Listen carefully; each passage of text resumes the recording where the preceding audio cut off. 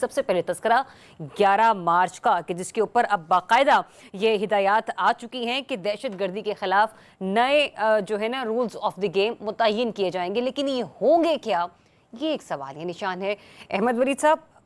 کیا ہونے چاہیے نئے رولز، نئے ٹی او آرز کہ خدا نہ خواستہ پاکستان کو ایسے مزید کسی اور سانحے کا سامنا نہ ہو؟ دیکھیں، کسی قسم کی بھی جو بدامنی ہے یا لا لیسنس ہے یا کہیں کوئی تحریک چل رہی ہے جہاں پہ بیرون ملک جو ہیں ہمارے دشمن جو بیٹھے ہیں اس کا فائدہ اٹھا سکتے ہیں، تو اس کو پورے طریقے سے ایک اسٹریٹجائز کرنا چاہیے۔ دو رخی ایک اسٹریٹجی ہونی چاہیے۔ ایک تو مذاکرات کا راستہ بند نہیں ہونا چاہیے، اور دوسری طرف اگر کوئی وائلنٹ قسم کے ٹیررسٹ جو ہیں وہ اپنی جو رائے ہے وہ امپوز کرنا چاہ رہے ہیں یا اپنا جو ایشو ہے اس کو ہائی لائٹ کرنا چاہ رہے ہیں، تو اس کی بھی اجازت نہیں ہونی چاہیے، کیونکہ اگر ان کے کوئی مسائل ہیں تو وہ بات چیت کے ذریعے سے حل ہو سکتے ہیں، اور یہ نہیں ہے کہ آپ صرف دہشت گردی کریں۔ اور ولی صاحب، آپ کو لگتا ہے کہ جتنا کچھ ہو چکا ہے ان پچھلے 72 گھنٹوں میں، اس کے بعد اب صرف مطلب آپ کہہ رہے ہیں کہ مذاکرات بھی ہونے چاہیے، یا آپ کو نہیں لگتا کہ اب بس آؤ دیکھیں نہ تو ہمارے بھی اداروں کو جو ہے نا بالکل سٹریٹ ہو جانا چاہیے ان کے ساتھ؟ نہیں، سٹریٹ تو ہونا چاہیے۔ دیکھیں، جو وائلنٹ ایکسٹریمسٹ ہیں، جو وائلنٹ فورسز ہیں، جو تشدد کا راستہ اپنا رہے ہیں، جو دہشت گردی کا راستہ اپنا رہے ہیں، ان کے خلاف تو ان کو جانا پڑے گا۔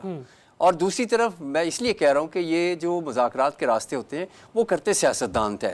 وہ انگیج کرتے ہیں، اور ان کے ایسے ان کو کہاں سے فارڈر کہاں سے مل رہا ہے؟ نوجوانوں سے، بلوچستان کے اندر سے۔ اگر آپ ان کو انوالو کریں گے، انگیج کریں گے، تو ان کے راستے بند ہونا شروع ہو جائیں گے، اور کہیں نہ کوئی راستے نکلتے ہیں۔ جیسے اختر مینگل ہیں یا اور اس طرح کے لوگ ہیں، آپ ان کو انگیج کریں، آپ ان کے ساتھ بات چیت کریں، وہ آگے پھر بات کنوے کریں گے، کوئی نہ کوئی راستہ نکلے گا جس سے یہ کول ڈاؤن ہوگا معاملہ۔ یہ مذاکرات کا راستہ ہے۔ لیکن دوسری طرف اگر دہشت گردی یا اس طرح کے جو وائلنٹ قسم کے انسیڈنٹس ہیں، وہ اس کی اسٹریٹجی جو ہے، اس کی جو سیکیورٹی انفارمیشن جو ہے، وہ آپ کے پاس پوری ہونی چاہیے کہ ایسا ہونا جو ہے ان کے لیے مشکل سے مشکل تر ہو جائے، اور وہ ایسے اقدامات، جیسے یہ بہت بڑا واقعہ ہے ٹرین کا، یعنی پوری دنیا کے اندر یہ خبر گئی کہ پاکستان میں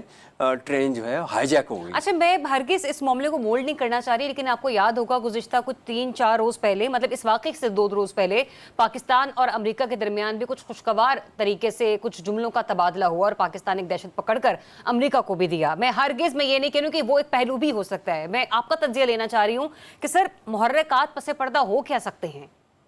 دیکھیں، محرکات اگر وہ تو ایک گڈ ول جیسچر تھا، اور وہ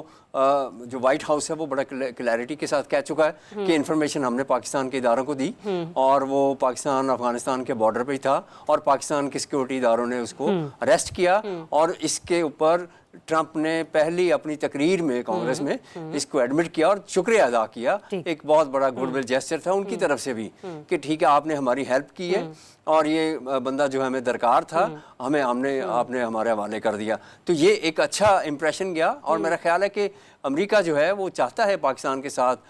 جو افغانستان کے اندر سچویشن ہے اس کے اوپر امریکہ کو بھی بہت سخت اعتراضات ہیں، بڑے کنسرنز ہیں وہاں پہ جو اسلحہ چھوڑ کے گئے اس کے اوپر، اور وہاں پہ داعش یا دوسرے جو اس طرح کے وائلنٹ گروپس ہیں جو ایکٹیویٹیز کر رہے ہیں، وہ صرف افغانستان یا پاکستان میں نہیں، اور ملکوں میں بھی وہاں سے لوگ جا کے اس طرح کی کارروائیاں کر رہے ہیں۔ جو ترجمان دفتر خارجہ نے آج اس معاملے پر بریف کیا نا ولید صاحب، انہوں نے کہا کہ افغان حکومت پر زور دیتے ہیں کہ وہ ذمہ داروں کے خلاف کارروائی کرے، کیونکہ ٹریس شدہ کالز میں افغانستان سے رابطوں کا سراغ ملا ہے۔ میں اس کانٹیکٹ میں بھی آپ سے وہ سوال کر رہی تھی۔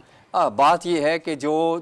بارڈر ہے پاکستان کا، بڑا پورس قسم کا بارڈر ہے پورا کے پی اور بلوچستان کے ساتھ، تو وہاں سے بڑے بآسانی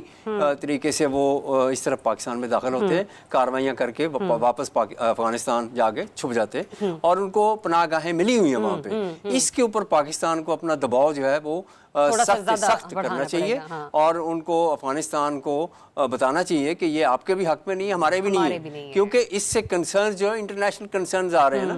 کہ یہ جو معاملات ہیں سارے obviously جو انٹرنیشنل کمیونٹی ہے ان کا پاکستان اور افغانستان کے اوپر بڑا کنسرن ہے۔ یہاں پہ لا اینڈ آرڈر کی جو سچویشن ہے، جب سے امریکہ وہاں سے گیا افغانستان سے، اس کے بعد امریکہ تو یہ چاہے گا کہ یہاں پہ امن ہو، اور خاص طور پہ دیکھیں چائنا وہ کاروبار کرنا چاہ رہا ہے دونوں ملکوں کے ساتھ۔